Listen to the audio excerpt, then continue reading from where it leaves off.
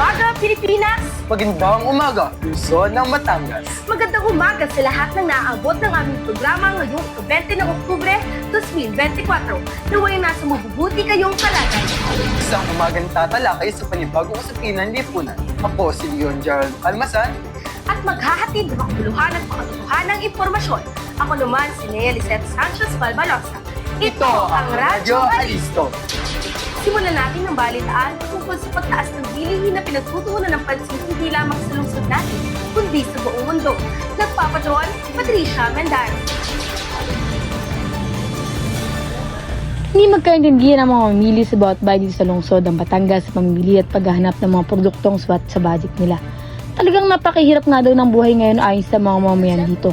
Ngunit kanilang ikinalulungkot ang patuloy na pagtaas ng presyo ng mga bilihin sa kanilang lugar. Ang mga mamamayan ay talagang tinitipid ang kanilang mga sarili para lamang pagkasya ang kanilang budget sa mga pangangailangan sa pang-araw-araw. Ayon sa mga tindera dito sa lumang palengke ng lungsod ng Batangas, ay talagang napakakunti ang mga tinutubo nila sa kanilang paninda. Kahit gusto man nilang ibaba ang presyo ng mga kanilang paninda, para sa mga mamamayan ay talagang sila naman ang mga apektuhan. Ayon sa kanila, nagninegosyo lamang din sila. Dapat ay hindi. Maganda yung mababa ang bilihin para madami mong mamili. Matumal na yung mga namimili.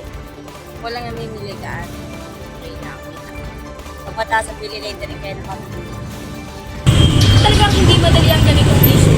Itong issue maraming naapektuhan. Umaasa dito ang mga mamamayan ng Luzon ng Batangas na bababa ang presyo ng mga bilihin sa susunod na buwan. Dahil hindi na raw niya ito kaya kung ito ay mas tataas pa. Mendaro Patricia na din nagugulat.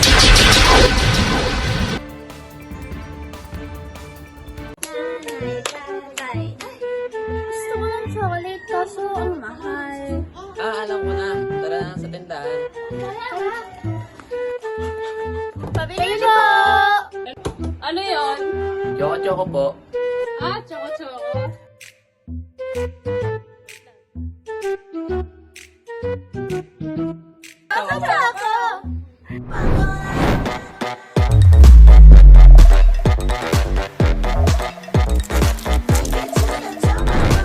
Chocolate nga!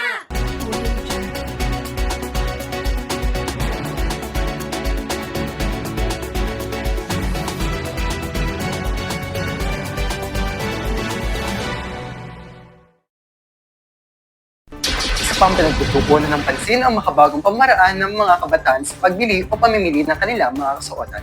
Halika na at tunghayan natin ang pahayag ni Magtibay Justin at Rienes Ruben Jesuit. Talagang hindi makakailang husay ng mga kabataan sa panahon ngayon. Talagang sila may matalas na kaisipan, ang ganitong mga bagay ay talagang maaaring makatulong sa atin lalo na't sa pagtitipid. Sabi nga ng ilan, napakadami nga namang pagpipilian at makakatipid pa kapag sa ukay. Ang benepisyo po ng okay kaysa sa branded. Sa okay meron din namang branded. Kaso nga lang, mas makakamura kayo sa okay kaysa doon sa branded kasi mahal yun. Ang naging inspirasyon namin na magtayo ng okay is una is kung meron kasi iba hindi nakaka-afford sa mga branded o yung mga brand new na mga damit, merong okay, doon na lang sila sa okay magbili. Mas mura pa. Oo. Talaga nga naman marami mabibili mga damit dito sa ukay-ukay at mas affordable pa. Ako po si Carl Josin Magtibay. At ako naman si Brianna Sering Giselle. Nag-uulat.